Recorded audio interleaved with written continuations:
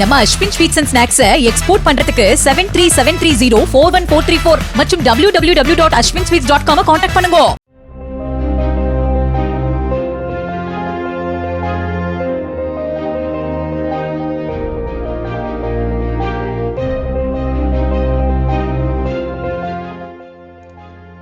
உடல் ஆரோக்கியத்திற்காகத்தான் உடற்பயிற்சி கூடங்கள் எனப்படும் ஜிம்களுக்கே பொதுமக்கள் செல்கிறார்கள். ஆனால் அந்த உடற்பயிற்சி கூடங்களே பலரது உயிருக்கு ஆபத்தாக முடிவதை பல்வேறு செய்திகள் வெளியாகி அதிர்ச்சியூட்டுகின்றன. ஜிம்களில் தொடரும் உயிரிழப்புகளுக்கு என்ன காரணம்? தெருவுக்கு தெரு ஆரம்பிக்கப்படும் ஜிம்களுக்கு யாரிடம் அனுமதி கேட்கப்படுகிறது? யாரால் கண்காணிக்கப்படுகிறது? தகுதி வாய்ந்த பயிற்சியாளர்கள் இருக்கிறார்களா என்பது குறித்து விளக்குகிறது இந்த செய்தி தொகுப்பு. சென்னை திருவொற்றியூர் காலடிப்பேட்டை சன்னதி தெருவில் உள்ள ஜிம்மில் கடந்த 6 மாதங்களாக தீவிர உடற்பயிற்சி செய்து வந்த 35 வயது இளைஞர் ராம்கி ஜிம் பயிற்சியாளர் தினேஷ் சந்திரமோகன் என்பவரின் ஆலோசனையின் பேரில் ஊட்டச்சத்து பவுடர்கள், ஊசிகள் பயன்படுத்தி உயிரிழந்ததாக எழுந்த குற்றச்சாட்டு சென்னையில் பெரும் பரபரப்பை ஏற்படுத்தி இருக்கிறது. அவ்வப்போது இப்படி உயிரிழப்புகள் காரணமாக தனியார் ஜிம்கள் சர்ச்சையில் சிக்குவதும் காலப்போக்கில் அப்படியே மறந்து விடுவதுமாகத்தான் தொடர்கிறது. ஆனால் தொடர் உயிரிழப்புக்கான காரணம் ஆராயப்படுவதில்லை என்ற குற்றச்சாட்டு எழுந்துள்ளது. இது பற்றி தோண்ட ஆரம்பித்தால் பல்வேறு தகவல்கள் அதிர்ச்சியூட்டுகின்றன. ஜிம்மில் சேர்ந்த சில நாட்களிலேயே 6 பேக் 8 பேக் வேண்டுமா? பாலிவுட் ஹீரோக்கள் மாதிரி ஸ்லிம் ஆக வேண்டுமா?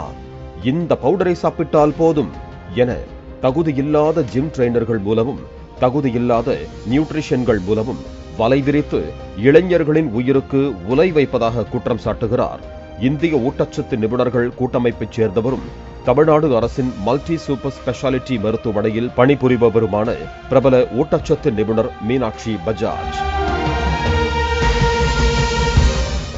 மேலும் அவர், நமது உடலுக்கு 5 விதமான சத்துக்கள் தேவை. அந்த 5 விதமான சத்துக்கள் இயற்கையாக நாம் சாப்பிடும் உணவு வகைகளிலேயே இருக்கின்றன. ஆனால் அதை சாப்பிட சோம்பேறித்தனம் பட்டுக்கொண்டு இது போன்ற ஊட்டச்சத்து உணவுகளையும் மருந்துகளையும் சாப்பிட ஆரம்பித்து விடுகிறார்கள். புரோட்டீன் பவுடர்களை முறையான நியூட்ரிஷன்கள், அதாவது ஊட்டச்சத்து நிபுணர்களின் பரிந்துரை இல்லாமல் சாப்பிடும் போது சிறுநீரகம் உள்ளிட்ட பல்வேறு உறுப்புகள் செயலிழந்துவிடும் ஆபத்துகள் உள்ளதாக எச்சரிக்கிறார் அவர். அதே நேரத்தில் எல்லா விதமான ஊட்டச்சத்து மருந்துகளுமே ஆபத்தானவை அல்ல என்கிறார் மீனாட்சி பஜாஜ். அதற்கான காரணத்தையும் சுட்டிக்காட்டுகிறார். சர்க்கரை வியாதி இருப்பவர் கோமா ஸ்டேஜுக்கு போய்விடுகிறார் என்றால் அவருக்கு மூக்கு வழியாக டியூப் போடப்பட்டு ஆகாரம் கொடுக்க வேண்டி இருக்கும்.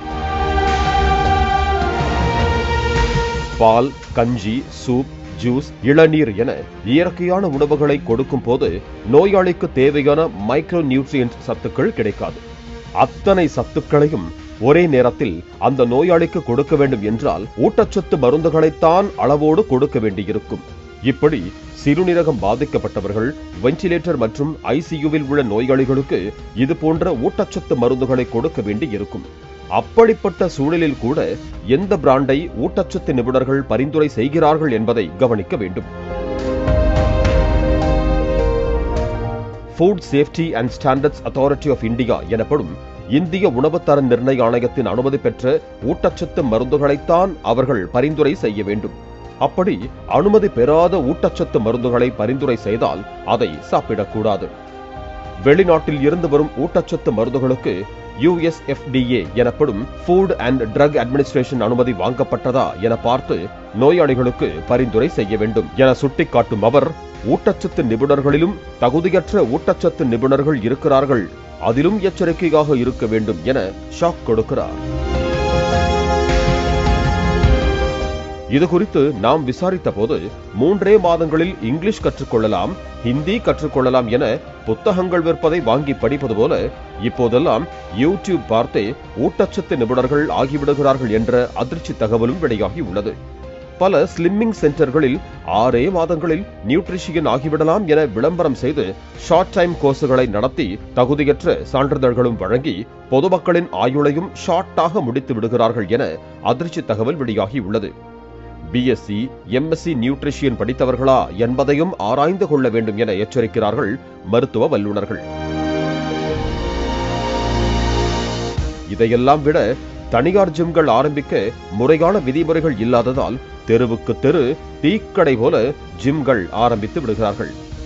அங்கு முறையான பிசியோதெரபிஸ்டுகளோ ஊட்டச்சத்து நிபுணர்களோ ஜிம் பயிற்சியாளர்களோ இருப்பதில்லை. இன்னும் சொல்ல போனால் பெரும்பாலான ஜிம்முகளில் ட்ரெய்னர்கள் மட்டுமே இருக்கிறார்கள். இவர்கள் என்ன படித்துவிட்டு எப்படி பயிற்சிகளை கொடுக்கிறார்கள்?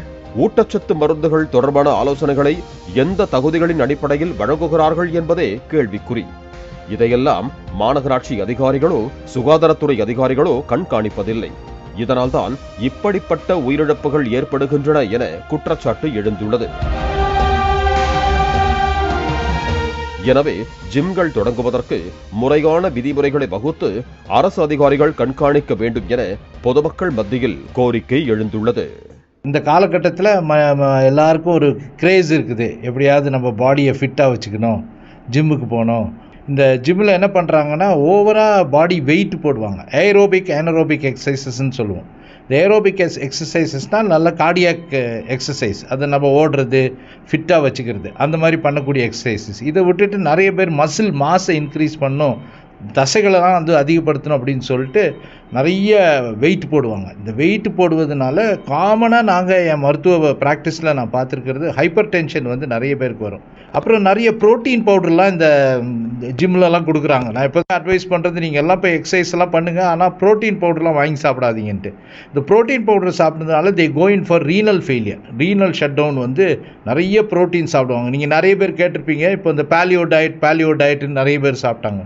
நிறைய மோஸ்ட் ஆஃப் அவர் பேஷண்ட்ஸ் நிறைய பேர் வந்து தே டெவலப் கிட்னி ஃபெயிலியர்.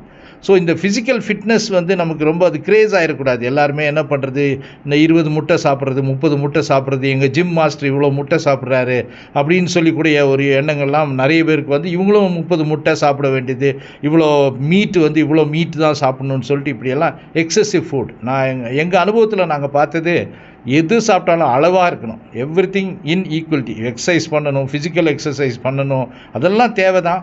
ஜிம்முக்கு போகிறது நல்லது தான். பட் எல்லாவற்றையும் இன் ப்ராப்பர் டோஸ், எல்லாத்துக்குமே ஒரு ஆப்டிமம் டோஸ் அப்படின்னு இருக்குது. நீங்கள் சாப்பிட்ற உணவாக இருக்கனால அது ஆப்டிமமாக இருக்கணும். எனிதிங் இன் எக்ஸஸ் அது வந்து உடம்புக்கு நல்லதில்லை. வாக்கிங் தான் பெஸ்ட் எக்ஸசைஸ். அதை விட்டுட்டு ஏன் இவ்வளோ வெயிட்லாம் போடுறாங்கன்னு தெரியறதில்ல. நம்ம அஸ்வின் ஸ்வீட்ஸ் அண்ட் ஸ்நாக்ஸை எக்ஸ்போர்ட் பண்றதுக்கு 7373041434 மற்றும் www.ashwinsweets.com கான்டாக்ட் பண்ணுங்க.